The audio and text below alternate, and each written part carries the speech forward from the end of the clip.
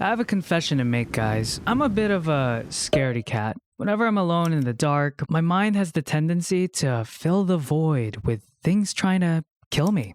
So you can only imagine the joy I had playing through Alan Wake 2, a game all about the dark trying to murder you. Gosh.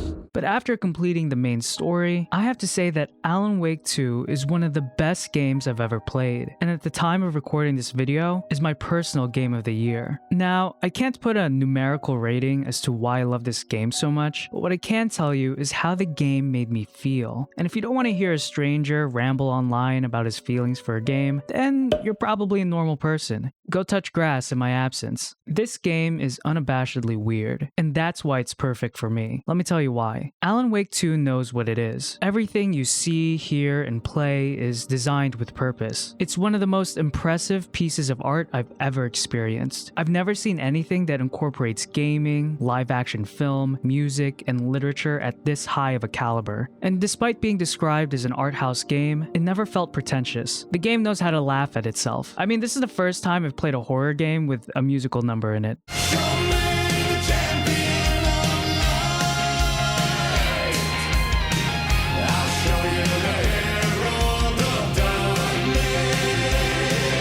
This quality of work has been recognized with critical acclaim, but despite receiving mostly positive reviews, a decent chunk of the general audience have some glaring criticism for Alan Wake 2. For those not too happy with the game, it's been compared to Death Stranding as another glorified walking simulator, with the occasional combat and puzzle solving to break the monotony. In Alan Wake 1, you were basically an action hero jumping into danger. In Alan Wake 2, movement is more inhibited. To me, this choice is perfect. Despite Alan Wake 1 being a psychological thriller with horror elements sprinkled here and there, the game itself plays like a third-person action shooter. And while I still enjoyed the first Alan Wake, I felt that there was a dissonance between the genre of the game and its gameplay. Alan Wake 2, on the other hand, is full-out survival horror. The limited movement of Saga and Alan made them feel more human, more vulnerable. I had to be cautious in how I moved because not doing so could get me killed. Slower movement gives a greater sense of tension, which is crucial in the horror genre. Now, some may rebut with, dude, I'm not saying you gotta be like the Flash, I just want to be able to run down the street without having to take a break every 10 seconds. And over-the-top action can do well in horror games. Just look at Resident Evil 4.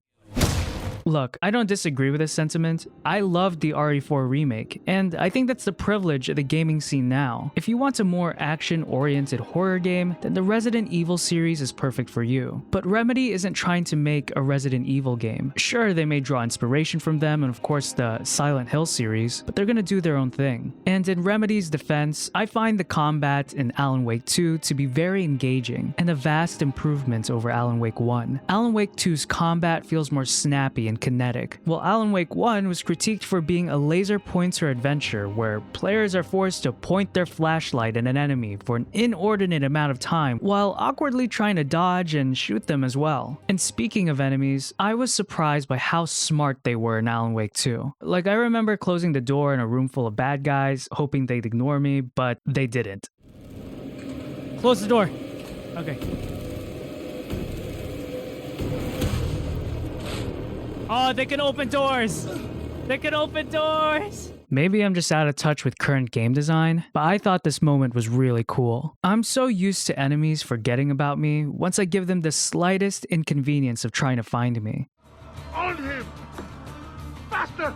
I can't see him anymore! But in Alan Wake 2, these guys will hunt you down. I've had multiple experiences of running away, turning around, and seeing that this thing is still stalking me. Another reason why I loved the enemies was how unpredictable they were. When you play as Alan, sometimes enemies will just ignore you, sometimes they just disappear, or they might just push you to the ground and move on with their lives because they're mean. A key element in making something scary is not knowing. And not knowing how enemies will behave made me more anxious when wandering through the environment. And this leads us to the atmosphere. I love the atmosphere in this game. Despite being a linear horror game, I felt that the locations were still large enough to explore. All the places were brimming with detail and life. When playing as Saga, you see how lights and nature color the environment, how trees sway in the wind as you enter into a dense forest teeming with flora. Little homes and stores have cups of coffee, pens, paper, clothes scattered across the floor, strewn all over the tables. The environment doesn't feel manicured, it feels lived in. And this is only Saga's side of the story. When you play as Alan, you're brought to a dark and twisted picture of New York City. When crafting their own version of New York, Remedy has stated that they drew direct inspiration from the film Taxi Driver, and their execution of this vision was spot on. As you make your way through the city, you see scraps of old garbage and paper littered throughout the streets, bright neon signs glowing ominously in the dark, their light reflecting off concrete. This city is a labyrinth, and playing through it feels like a fever dream.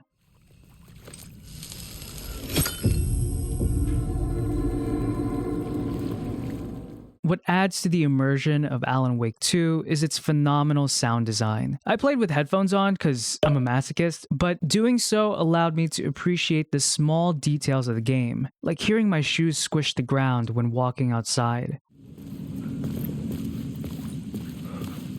or the whisper of a shadow trailing behind me.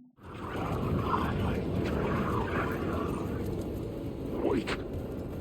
What's up? But all of these features, the gameplay, the environment, the sound design, are ultimately there to serve the story. The crux of Alan Wake 2 is its narrative, which is fitting for a game where the titular character is an author. The game takes place 13 years after Alan Wake's disappearance. He had sacrificed himself to save his wife Alice from the dark place, an alternate realm where works of art can influence and rewrite reality. But after over a decade of his absence, a string of ritualistic murders mimicking Alan's writings bring FBI agent Saga Anderson and her partner Alex Casey to Cauldron Lake, the site of Alan's departure. It's here they find a manuscript describing their investigation as a story, and our detectives were the leading characters. More of these manuscript pages would be found scattered across the area, each one a reminder that everything that's happened and everything that will happen has already been written. The story will eventually lead to Alan, who recently washed ashore into Cauldron Lake.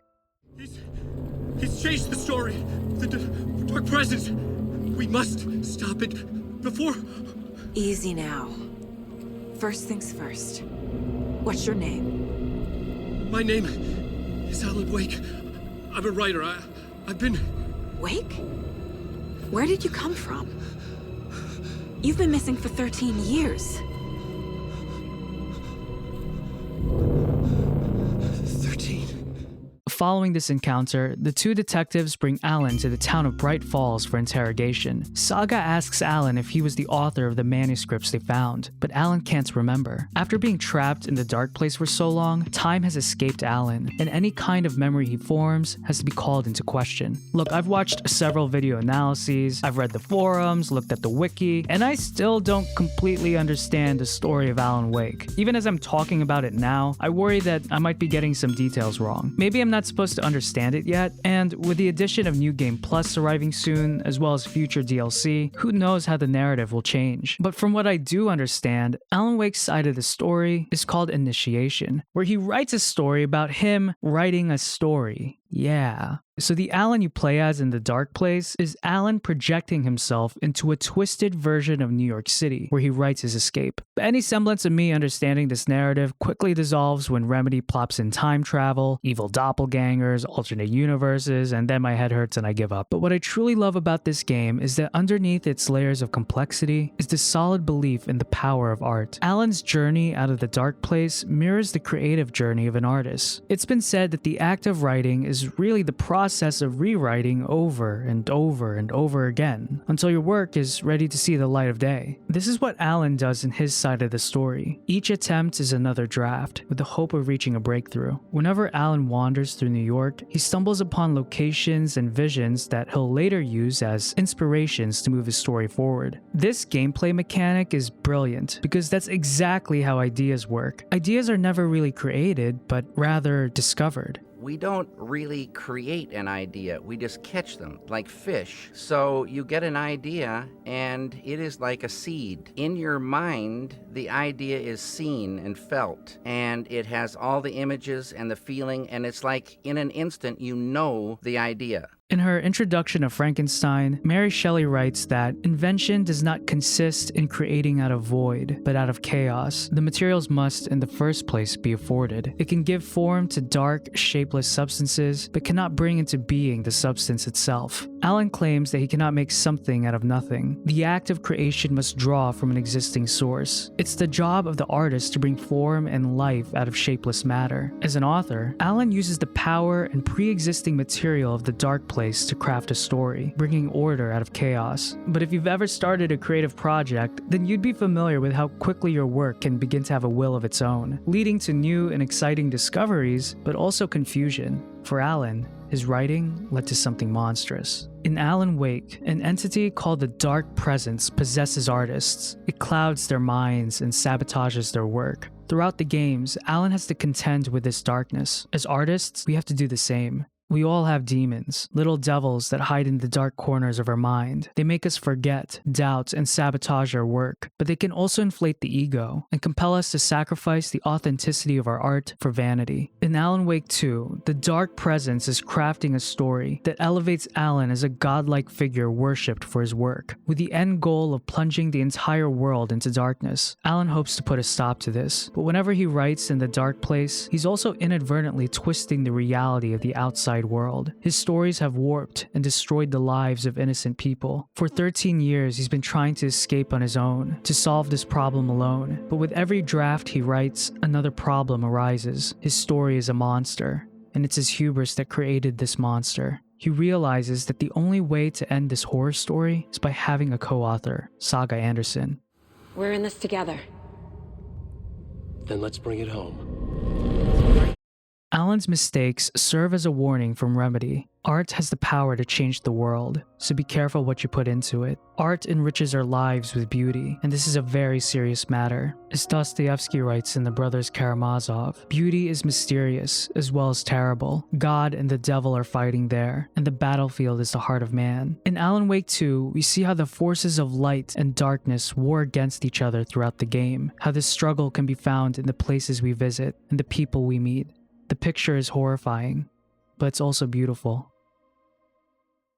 So what'd you guys think of Alan Wake 2? Let me know in the comments below. If you enjoyed this video, please leave it a like, it helps support the channel. Subscribe and hit that bell icon if you want to see more videos like these and be notified of when they release. Thank you guys for watching, and until next time, peace out.